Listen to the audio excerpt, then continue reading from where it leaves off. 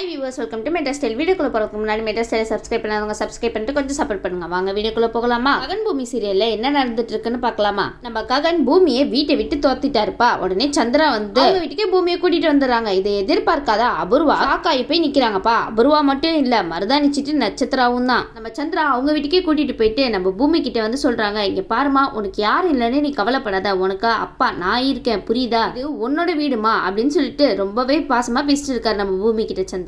நம்ம பூமியும் அழுதுட்டே இருக்காங்கப்பா. பாவம், எதுக்கு பூமி, உங்க உண்மையை சொல்லியிருந்தா ககன் கிட்ட இதெல்லாம் தேவையா உங்களுக்கு? இந்த மாதிரி நிலைமையை நீங்களே உருவாக்கிட்டீங்கன்னு தான் சொல்லணும். ஒரு கட்டத்துல சந்திரா எல்லா சொத்தையுமே நம்ம பூமி பேர்லயே எழுதி வச்சிடலாம் அப்படின்னு சொல்லிட்டு எல்லா சொத்தையும் பூமி பேர்லயே எழுதி வச்சு அவங்க கையிலயும் கொடுத்துறாங்கப்பா. இதை எதிர்பாராத அபூர்வா, என்ன நீங்க பண்ணிட்டு இருக்கீங்க?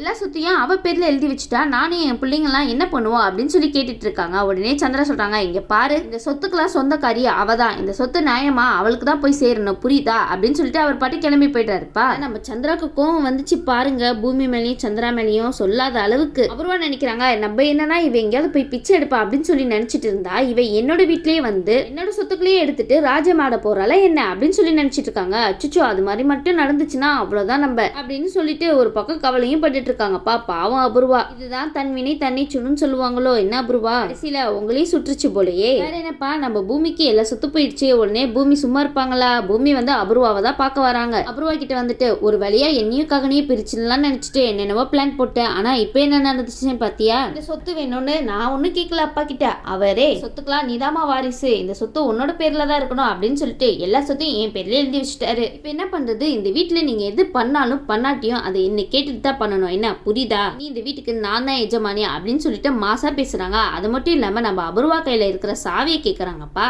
சோ என்ன அபூர்வா, கொத்து சாவியும் போச்சா? உடனே அபூர்வா சொல்றாங்க, இதெல்லாம் உங்ககிட்ட தரணும்னு அவசியம் கிடையாது, இது என்னோடது, நான் தான் வச்சிருப்பேன் அப்படின்னு சொன்னாங்க. அச்சுச்சோ, என்ன இப்படி சொல்லிட்டு இருக்கீங்க? இன்னும் இந்த சொத்தெல்லாம் உங்க பேர்ல இருக்குன்னு நினைச்சிட்டு இருக்கீங்களா என்ன? என்னோட பேருக்கு மாறி ரொம்ப நேரம் ஆச்சு. அப்போ இந்த வீட்டோட பொறுப்பெல்லாம் நிறைஞ்ச இந்த சாவி யார்கிட்ட இருக்கணும்? என்கிட்ட தானே இருக்கணும், அதுதானே முறை அப்படின்னு சொல்லிட்டு அந்த சாவி கேக்குறாங்கப்பா. நம்ம அபூர்வா சாவியை கொடுக்கறதுக்காக மறுக்கிறாங்கப்பா. பக்கத்துல இருந்த நட்சத்திரக்கு பலான அரை விழுந்துச்சு பூமி கையால. அச்சுச்சோ, என்ன பூமி, அவங்கள போய் அடிச்சிட்டீங்க? அபூர்வா, உங்களுக்கு விழ வேண்டிய அடி அவங்களுக்கு விழுந்துருச்சு. உடனே நம்ம அபூர்வா நட்சத்திராக்கு கொடுத்த ஒரு அறிக்கை பயந்துட்டு சாவி டப்புன்னு எடுத்து பூமி கையில கொடுத்துறாங்க. உடனே பூமி சொல்றாங்க, அந்த பயம் இருக்கட்டும் அப்படின்னு சொல்லிடுறாங்கப்பா. உடனே பூமி வந்து அபூர்வா கிட்ட சொல்றாங்க, என்னையும் பூமியை பிரிச்சிடலாம் நினைச்சிட்டு இருக்கீங்கல்ல, இந்த விஷயம் உங்க கனவுல கூட நடக்காது, என்ன புரியுதா?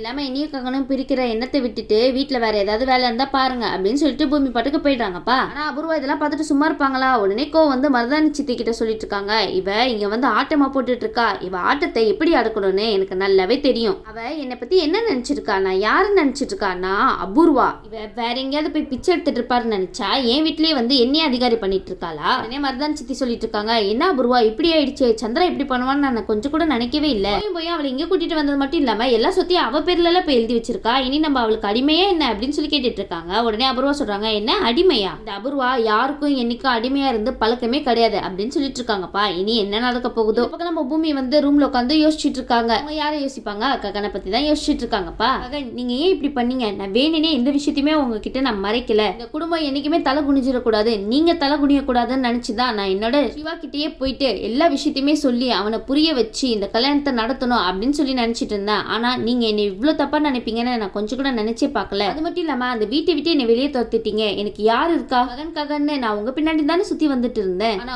ஒரு நொடியில என்னை வெளியே எரிஞ்சிட்டீங்களே அப்படின்னு சொல்லிட்டு நம்ம பூமி ரொம்ப யோசிச்சுட்டு இருக்காங்கப்பா ககனை பத்தியே. பூமி வந்து ககன் கூட இருந்த சில நல்ல விஷயத்தெல்லாம் பத்தி யோசிச்சுட்டு இருக்காங்க. அது மட்டும் இல்லாம ககன், நம்ம ஆரம்பத்துல இருந்து வெறுப்ப மட்டும்தான் ஒருத்தருக்கு ஒருத்தர் சம்பாதிச்சுக்கிட்டோம். காலப்போக்குல உங்களுக்கு எனக்கு ஒரு நல்ல புரிதல் வந்து நம்ம ரெண்டு பேரும் பேச ஆரம்பிச்சு ரொம்ப சந்தோஷமா இருந்தோம். ஆனா மறுபடியும் உங்களுடைய வெறுப்பை சம்பாதிச்சிட்டேன்ல, அதெல்லாம் என்னால தாங்க முடியல அப்படின்னு சொல்லிட்டு ரொம்ப ஃபீல் பண்ணிட்டு இருக்காங்கப்பா நம்ம பூமி.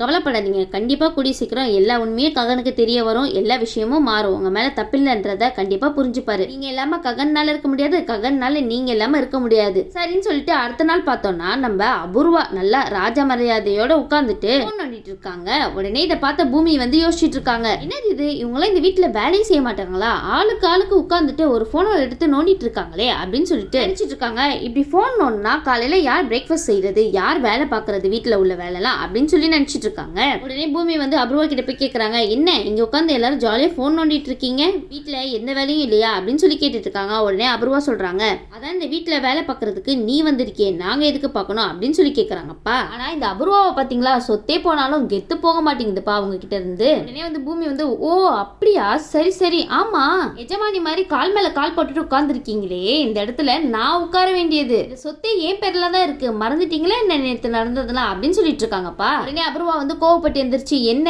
பேருக்கு பேரு சொத்து உன் பேர்ல இருக்கு உன் பேர்ல இருக்குன்னு சொல்லிட்டே இருக்க, இந்த சொத்து வேணா உன் பேர்ல இருக்கலாம், இந்த சொத்துக்கே எஜமானி நான் தான் நீ கிடையாது, என்ன புரியுதா? இந்த வீட்டுல நான் மகாராணியா இருந்திருக்கேன், இந்த வீட்டுல வேலை செய்யணும்ன்ற அவசியம் எனக்கு கிடையாது, இன்னொரு தடவை இந்த மாதிரிலாம் பேசிட்டு இருந்தா இந்த அபூர்வா யாருன்றத காமிக்க வேண்டியது இருக்கும், என்ன புரியுதா அப்படின்னு சொல்றாங்க. இந்த மிரட்டலுக்குலாம் நம்ம பூமி பயப்படுவாங்களா? உடனே பூமி நினைக்கிறாங்க, சரி அப்போ நீங்க யாரும் இந்த வீட்டுல வேலை பார்க்க மாட்டீங்க அதுதானே அப்படின்னு சொல்லிட்டு இருக்காங்க. உடனே நட்சத்திரா ஆமா ஆமா வேலை பார்க்க மாட்டோம், வேணும்னா நீங்க போய் வேலை பார்த்துக்கோங்க அப்படின்னு சொல்றாங்க. உடனே நட்சத்திராக்கு விழுந்தது பாருங்க மறுபடியும் அடி. என்ன நட்சத்திரா நேத்து தானே அடி வாங்குனீங்க, மறுபடியும் அவங்க கிட்ட போய் வாய் கொடுத்து அடி வாங்கிக்கிறீங்களே, இதெல்லாம் தேவையா உங்களுக்கு, அமைதியா இருக்க வேண்டியதானே. உடனே அபூர்வா வந்து ஏய் என் பொண்ணையாடி அடிக்கிற அப்படின்னு சொல்லிட்டு கை வாங்குறாங்க பூமி மேலேயே. டப்புன்னு நம்ம பூமி வந்து கையை பிடிச்சிடுறாங்கப்பா. உடனே பூமி வந்து அபூர்வா கீழே தள்ளி விட்டுறாங்க. கீழே தள்ளி விட்டுட்டு மறுபடியும் நட்சத்திராவா பள்ளின்னு ஒரு அடி கொடுக்குறாங்க. உடனே அபூர்வா வந்து கேட்கறாங்க, உனக்கு எவ்வளவு தைரியம் இருந்தா என்னையும் கீழே தள்ளி விட்டுட்டு என்னோட பொண்ணை மறுபடியும் அடிச்சிட்டு இருப்பேன், உனக்கு என்ன திமிரா அப்படின்னு சொல்லிட்டு பட்டு பொங்கி எழுறாங்கப்பா.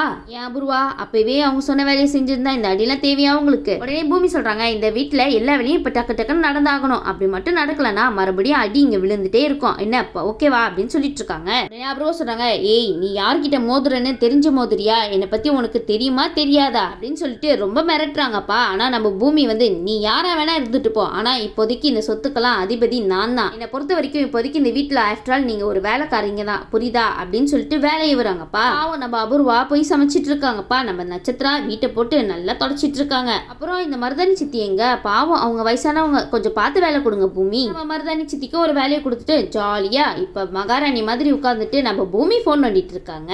என்ன அபூர்வா இதுதான் மாற்றம் பாத்துக்கோங்க. நம்ம அபூர்வா எல்லா வேலையும் முடிச்சுட்டு ரொம்ப டயர்டா வந்து உட்கார்ந்துருக்காங்கப்பா. உடனே நட்சத்திரா சொல்றாங்க, என்ன மம்மி நம்மள இப்படி வேலை வாங்கிட்டாலே அவ அப்படின்னு சொல்லிட்டு ரொம்ப கோவத்துல இருக்காங்கப்பா எல்லாருமே. அபூர்வா சொல்றாங்க, அவ இந்த வீட்டுல இனி இருக்கவே கூடாது, நம்மளே வேலையை வாங்கிட்டால அவளை நான் சும்மா மட்டும் விட மாட்டேன், அவளை இந்த வீட்டை விட்டே துண்டக்கான துணியை காணான்னு ஓட விடுறேன் பாரு அப்படின்னு சொல்லிட்டு நம்ம அபூர்வா ஒரு முடிவு எடுக்கிறாங்கப்பா. இந்த பக்கம் சந்திரா வந்து பூமியை தான் பார்க்க போயிட்டு இருக்காங்க. சந்திரா வந்து பூமி கிட்ட கேட்கறாங்க, என்ன பூமி என்ன பண்ற சாப்பிட்டியா அப்படின்னு சொல்லி கேட்டு இருக்காங்க. உடனே பூமி சொல்றாங்க, இல்லப்பா எனக்கு சாப்பாடுல வேணாம் அப்படின்னு சொல்லிட்டு இருக்காங்க. உடனே சந்திரா சொல்றாங்க, என்னம்மா நீ இப்படி பேசிட்டு இருக்க, அதுக்கு ஒன்னும் இல்லப்பா நான் எதையோ யோசிச்சுட்டு இருக்கேன் அவ்வளவுதான், நீங்க போய் சாப்பிடுங்க அப்படின்னு சொல்றாங்க. உடனே சந்திரா சொல்றாங்க, நீயும் வாமா நீயும் வந்தாதான் நான் சாப்பிடுவேன், இல்லன்ட்டா இந்த அப்பா சாப்பிட மாட்டேன் அப்படின்னு சொன்ன உடனே சரிப்பா வாங்க நம்ம எல்லாரும் போய் சாப்பிடலாம் அப்படின்னு சொல்லிட்டு சாப்பிட போறாங்க. உடனே நம்ம சந்திராக்கும் பூமிக்கும் பரிமாறுறதுக்காக அபூர்வா வராங்கப்பா. அட அபூர்வா இந்த வேலை எல்லாம் பாப்பீங்களா என்ன? உடனே சந்திரா வந்து சாப்பிட்டுட்டு சொல்றாங்க, சூப்பரா இருக்கே சாப்பாடு யார் பண்ணா அப்படின்னு சொன்ன உடனே எல்லாம் நம்ம அபூர்வா தான் அப்படின்னு சொல்லிட்டு இருக்காங்க. என்ன அபூர்வாவா பரவாயில்லையே சூப்பரா சமைச்சிருக்க அப்படின்னு சொல்லிட்டு இருக்காங்க. என்ன சந்திரா இதுக்கு முன்னாடி அவங்க சமைச்சதே இல்லையா என்ன? சந்திரா சொல்றாங்க, நீலாம் வேலை பார்த்தியா ஆச்சரியமா இருக்கே அப்படின்னு சொல்லிட்டு இருக்காங்க.